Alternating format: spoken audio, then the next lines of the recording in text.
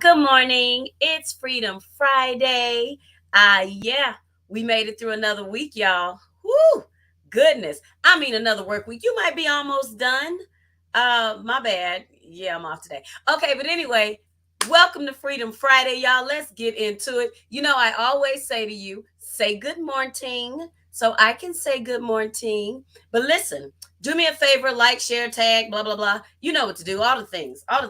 But say good morning. That's most important to me. Well, woo, happy Friday. Woo. Hey, Jackie, what's up? Listen, y'all know I usually start with, I'm so excited today. And most days I'm super excited, but today I'm sleepy. Baby, I'm as sleepy. Okay? Dopey, sneezy, hungry, lazy. Baby, you pick one. Them is what I am today. But let's get into this. Good morning, Tister. Let's get into Freedom Friday. If you know me, you already know that I love words. I just got a thing for them, y'all. I get excited when I see words most of the time. Hey, Tracy, how to do? I didn't get to hug you yesterday because I had to dip out and go back to work. But man, yesterday was so dope. Y'all, we were at a luncheon by our supervisor, Betty Peterson, and it was the truth. But in a way, let me get to this next part, Tracy, because I want to talk about that luncheon business. But I love words. You know, the OJs, was it the OJs, y'all, that sang, I love music? I love music too. And sometimes words are music to me. So I'm going to ask you a question. Y'all keep it classy, keep it clean. It's just a few of y'all right now. So do me a solid and tell me a word that just makes you cringe. A word that when you hear it or see it or read it, something in you goes, ooh. Not like Mufasa, ooh, say it again. But you know what I'm saying? Give me a word, y'all, because I got a word for you today. It is One Word Friday. Yeah, y'all know sometimes I just get stuck on a word and I got to work with it. So I got a word for today. But let me tell you, let me tell you, lie. Oh, baby, that one right there. What's funny about that word, Tina Bina, is this. Y'all know I used to get in trouble if I said lie. Who you better say storyteller. You better say fibbing. You better say anything but he lying, because lying got you a whooping. Good morning. Good morning, Sister Welch. Happy Friday to you. Listen, could not say lie. Lie made my mama cringe. If you said lie, you should be looking for the back of her hand to meet you wherever you put that punctuation at, because it's on the way. There are just certain words that carry something with them. I have, and I'm getting to, it's One Word Friday, so I'm going to work with one word here for these next few minutes. But I messed around and got myself involved in a situation, and it's two words, pound cake. Yeah. The other word, Facebook. The next word, group. Yeah, y'all, I done joined the whole Facebook group that just makes pound cakes. Listen, I gets in trouble because something about it, I am drawn to the page. I know what it is. It's cake. But listen, this morning I saw a cake that somebody posted and it was a beauty. It had a recipe and it was a beauty. But I got to the title and it said lemon curd. When I got to curd, it sounded like heard to me. And I closed the whole thing because I couldn't do it. So I got fixated on that word and I missed out on what was really going on. That's a whole nother lesson. But thank you, Tina, for giving me your word. Sometimes there's just a word that you can't quite, yeah. But so yesterday, I was at a luncheon, and at this workshop luncheon, thingamajig, another one of my words, thingamajig, whoozy whatty, whatchamacallit, you know. a word jumped out at me in the course of a presentation.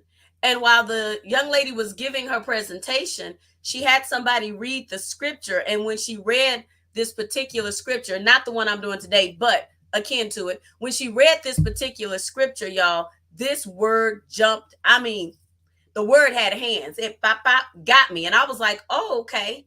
Okay. And then all day I just couldn't shake it. So when I got up this morning, I was laying my rump in this bed, Tina, uh, another word, bullcorning, doing nothing, lollygagging.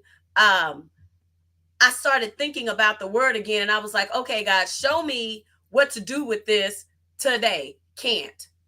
I got you. The word can't. Yeah. Yeah. Intents and purposes, Jackie. Yeah. Okay, so let me get to this, but I can't share this particular word with you until I read the scripture. You know, normally I'll read a scripture at the end because I don't like us to do anything and not have some word, but I got to start with the scripture. And it's Second Corinthians, the 12th chapter, the 8th and the 9th verse. Says, for this thing I besought the Lord thrice, that it might depart from me. Paul is talking about the thorn. Hey, Dr. V, about the thorn in his side. He says, for this thing I besought the Lord thrice, that it might depart from me. And he said unto me, my grace is sufficient for thee, for my strength is made perfect in weakness. Most gladly, therefore, will I rather glory in my infirmities. I know you think that word infirmities, yeah, we might have to deal with that another day, that the power of Christ may rest upon me. So in this scripture, I got in trouble because I started looking at it. And when I started thinking about the word that had hands, the word that got next to me yesterday, the word was sufficient. It wasn't grace. It was not strength nor weakness. The word that caught me, scrangle me, if you will, scrangle me, was sufficient. So I said, okay, what are we talking about? Sufficient means enough to meet the needs of a situation or circumstance. I said, okay. All right, God, I got that. I got that piece. So listen, I don't know what you're going through. I don't know what you're dealing with. I don't know what thing is stuck in your ribs, something in your side, something that's messing with you, something that you've been saying to God, God, I need you to get rid of this. Get me out, Jesus. Get me out. They used to say, save me, Lord, save me. Yeah, save me. Not save me, save me. Okay, I need him to save me. Get me out of this. Come on and save me from this foolery. Save me from this heartache. Save me from these troubles because I can't do this. Can't. Yeah, but listen. Paul said that his answer back to him after he prayed the 3 times, his answer was, my grace is sufficient. So then when I started looking at the word sufficient, I said, okay, God, show me some things about sufficient. So I don't know what's messing with you, but what I do know is the grace that God has dispatched for you is sufficient. I said, okay, God, it's sufficient. So what is it about sufficiency that I need to know today so that I can receive the grace that you're sending? Because I feel like when I look at the word grace, I don't quite, or sufficient, I don't quite think it goes with grace. I don't feel like those things go together, but who am I? I'm certainly not the author of that book. So I said, God, help me understand the word sufficient. Y'all, this word is so powerful. So let me start with, 4 things that he showed me, characteristics of sufficiency, Tracy. You remember she talked about take no thought of tomorrow? The scripture says that there is a sufficient amount of evil in every day. You don't have to worry about tomorrow. It's got exactly what it needs for that day. So we don't even have to get ourselves all up in a tizzy about what's coming tomorrow. And we don't have to be in a tizzy about what's here right now because he said that his grace is sufficient. So let me give you 4 quick characteristics, and I'm really going to try to be quick about sufficiency. When he was talking to Paul, he said, my grace is sufficient for thee. So that let me know that 2 things were happening with the grace and the sufficiency. They were both personal to Paul. I said, okay, God, help me out. What are you trying to tell me? He's telling me that the grace that he has sent for me is personal. It's sufficient for me. It may not be what you need to get through this situation. It may not be what you're asking for, but he knows exactly what I need. He knows what to dispatch specifically, words, y'all, for me. I said, okay, God, so your sufficiency is personal.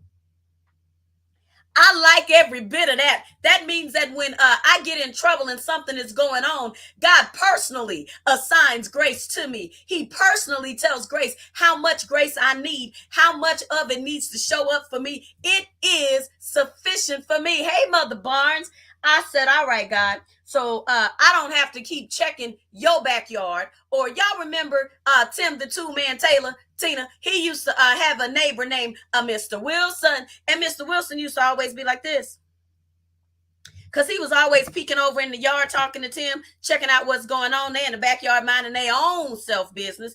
And Mr. Wilson was like this. So what that tells me is I don't have to keep doing this to find out if what I'm going through and you're going through, God is handling them the same, because he doesn't have to. I don't have to be concerned about how God is working out your situation.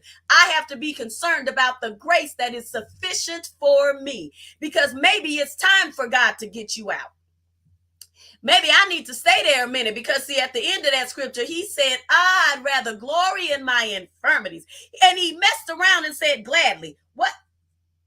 Most gladly is what the man said. So maybe I need to stay in this backyard a little while longer while God works on me, so that I can most gladly glory in my infirmities, not complain and not fall out every 5 minutes, maybe every 3, but maybe not every 5. You understand? So I said, okay, God, so sufficiency from you is personal. Woo! All right. All right. So that tells me that I don't have to be Mr. Wilson. These are my notes that I wrote to the line. Look for the sufficient grace that God has shapen and dispatched just for me, for you. Okay. Let me get to this next one. Sufficient is also capable. I said, all right, God, make that make sense to me. Sometimes when we hear the word sufficient, we say that's enough or just enough. When we think of that, we say, okay, well, that's just enough for that. I have a sufficient amount for that. I have just enough for that, right? Or enough. But here's the thing, nothing that comes from God is just enough. God deals in the multiplicity, if you will, of blessings and of dispensations. So God is not passing out just enoughs. God is passing out more than enough, more than you prayed, more than you expected, more than you asked for, more than you even knew that you needed at the time. He is not a God that is sending out just enough. So what he's sending out is capable. Even a little bit is more than enough. Ask the widow with the mites. Baby, even a little bit is more than enough. So that tells me that whatever I'm going through, what God has dispatched and dispensed for me by way of grace is more than enough. Jesus, more than enough. So when he tells us that his grace is sufficient, we have to see sufficiency in his hands, not in ours. We have to see sufficiency by his count, not by our count. It's completely different. We're never going to have it in our hands the way God has it in his hands. That's why we need a transfer of sufficiency. Woo! Yeah. I'm already on number 3. We're not going to be all day, y'all. We talking about sufficient. A word that just messed me up yesterday, bothered me. Yeah. Let me get to number 3. Sufficient also is competent. Yeah, what does that even mean?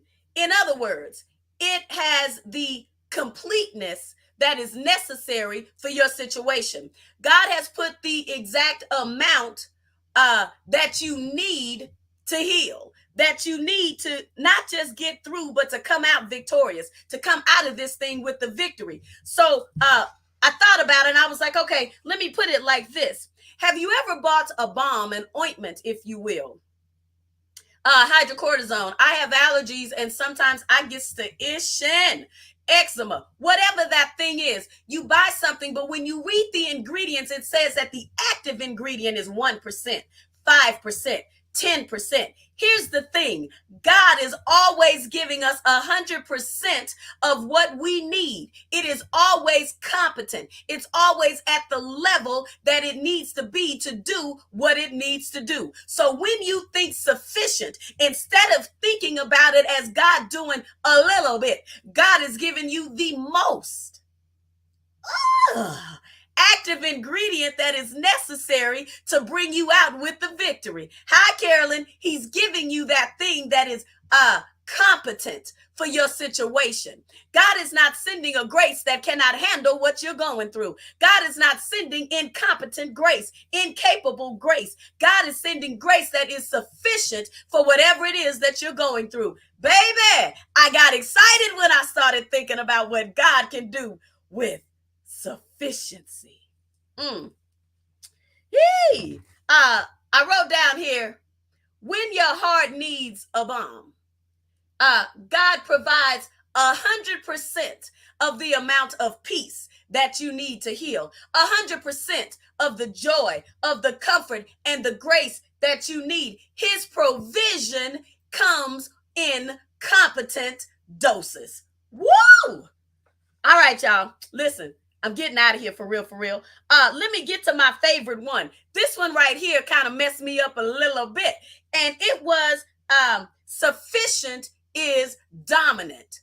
Okay, what in the world? How can something sufficient at the same time be dominant? Because God does that. Here's what I wrote. No matter what you're going through, if you need grace, the sufficiency of that grace will dominate your situation. It will dominate over the enemy. It will dominate over what's happening in your mind. It will dominate if you allow it to dominate. The sufficiency of your grace will dominate whatever you're looking at right now. It becomes the principal thing. Listen, God is the all-knowing and the all-seeing. We trust him to give us big things, salvation in heaven and promises. But when it comes to grace, we don't want sufficient grace. We want out.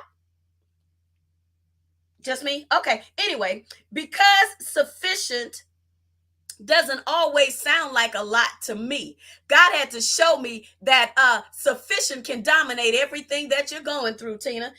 Let me say this. The songwriter wrote down, he called grace amazing. We say words like fantastic, incredible, powerful, stupendous, exponential, but God calls his grace sufficient.